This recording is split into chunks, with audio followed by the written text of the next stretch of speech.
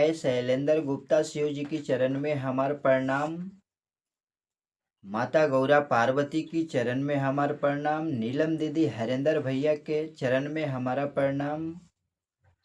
ये जितना शिव चर्चा कथा सुने वाला माता बहिना, गुरु बहिना, भाई बहिना बानी लोग, उन लोग की चरण में हमारा प्रणाम।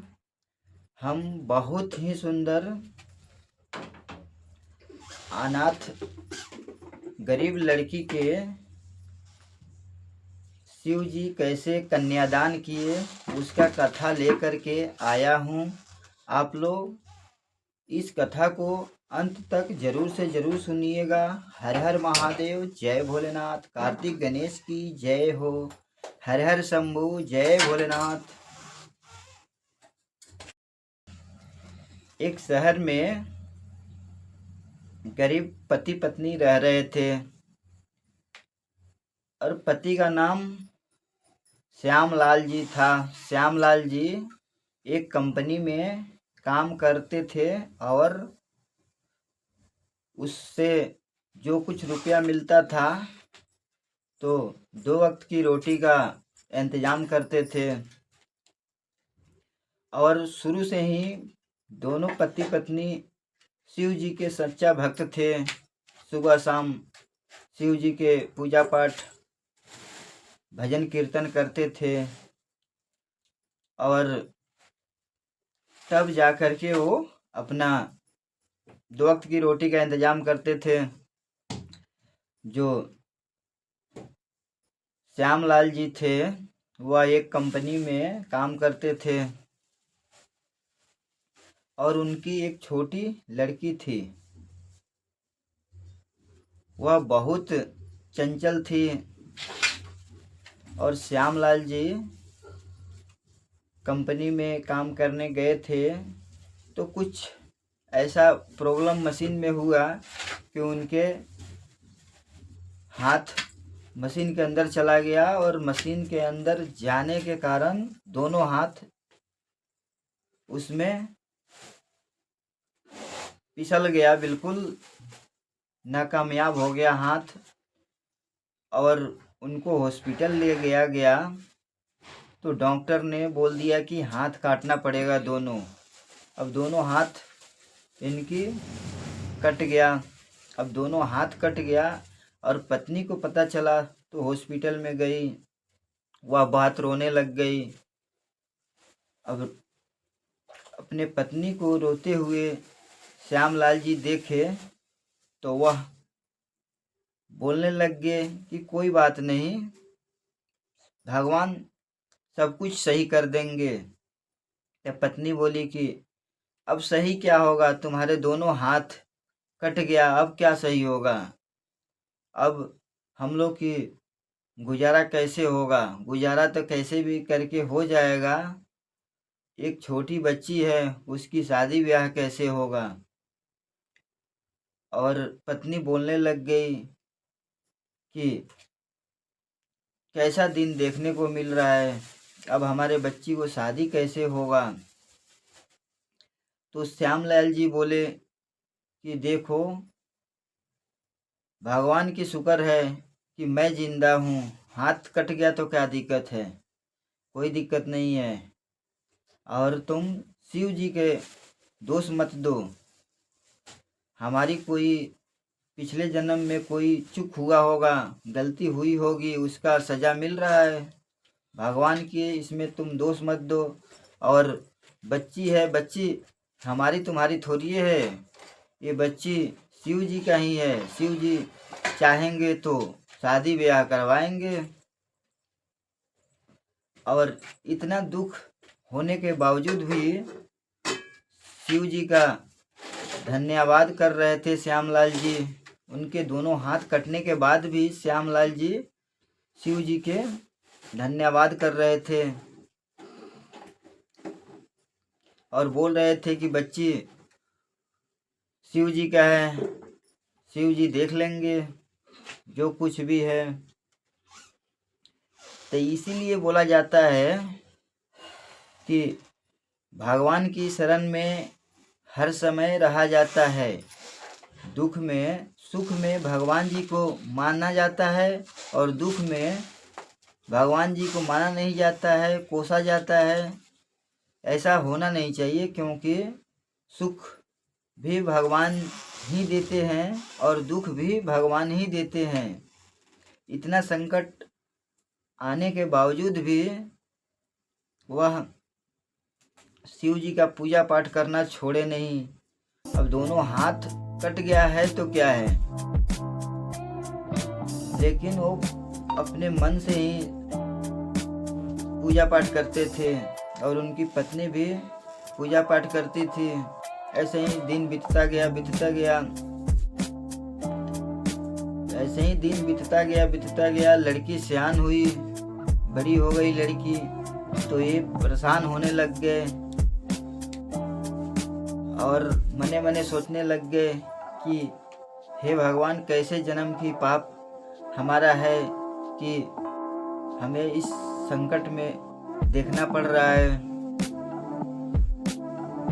और पत्नी भी अब अपनी ये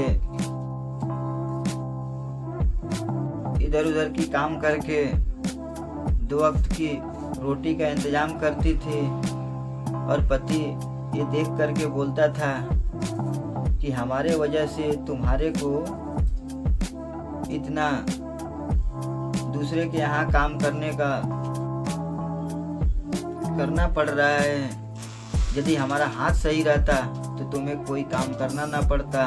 तो पत्नी बोली कि कोई बात नहीं, काम करना पड़ रहा है तो क्या है, यदि हमारे हाथ कटा रहता या हमारे को कुछ हो जाता तो तुम भी करते।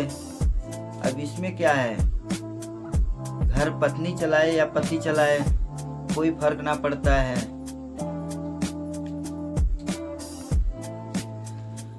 अब इसमें ये होता है, पत्नी समझदार थी तो समझा दी।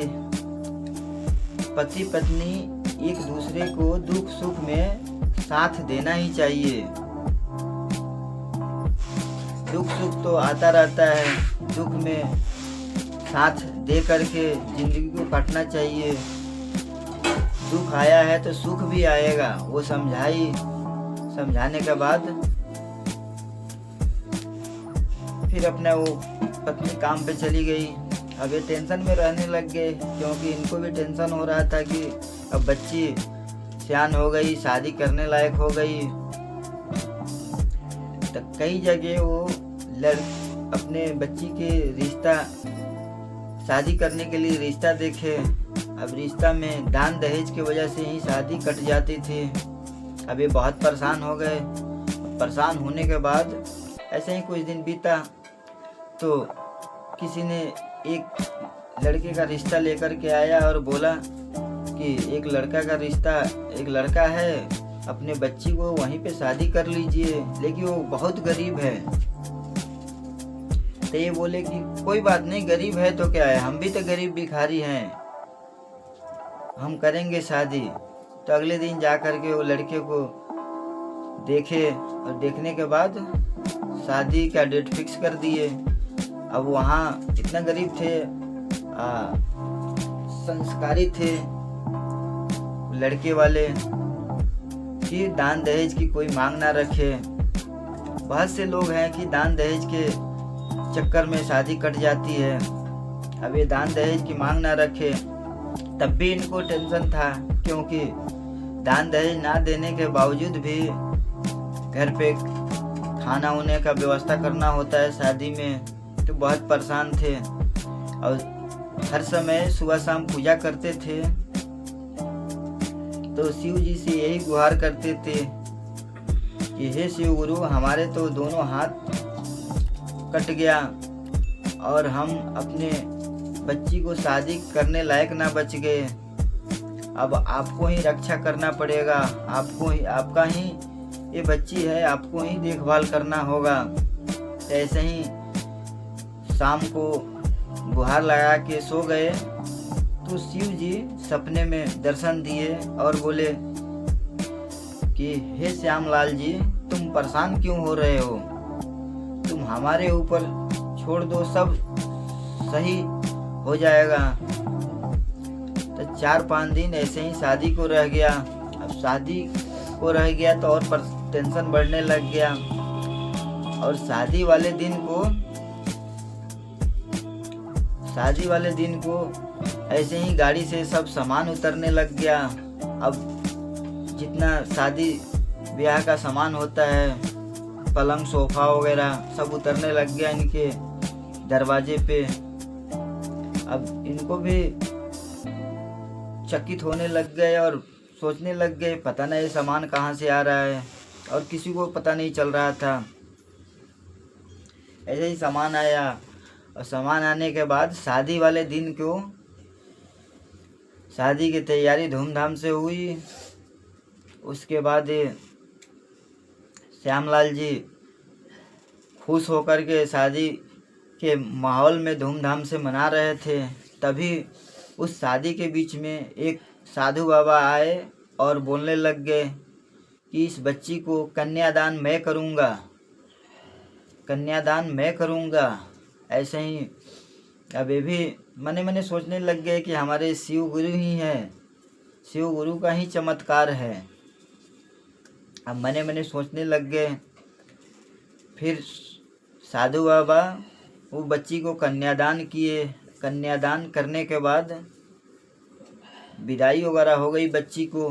तो श्यामलाल जी और श्यामलाल जी की पत्नी समझ गए कि हाँ हमारे शिव गुरु ही है। तुरंत शिव जी के चरण में गिर गए और बोलने लग गए कि हे शिव गुरु, हमारी बात रख ली, हमारी लाज रख ली, हमारी जो चाहत थी वो पूरा कर दी आपने। तो बोले कि घबराओ मत, सब सही हो जाएगा। और शिव जी के कृपा से ही, दिव्य दृष्टि से ही श्यामलाल जी के जो दोनों हाथ कटा था वो सही हो गया और आशीर्वाद दे करके वहाँ से साधु बाबा विलुप्त हो गए। इस कहानी से यह संदेश मिलता है कि हर भक्त लोगों को भगवान पे इतना विश्वास होना चाहिए कि जब सुख आता है तो भगवान जी को सुमिरन किया जाता है, और दुख आने के बाद भी भगवान जी को ही सुमिरन करना चाहिए। बल्कि भगवान जी को दुख में कोसना नहीं चाहिए। हम कहानी को यहीं पे अंत कर रहा हूँ। हमारी कहानी आप लोग को अच्छा लगा होगा तो हर हर महादेव ज़रूर से ज़रूर लिखिएगा और कमेंट में बताइएगा कि आप कहाँ से हमारी वीडियो देख रहे हैं।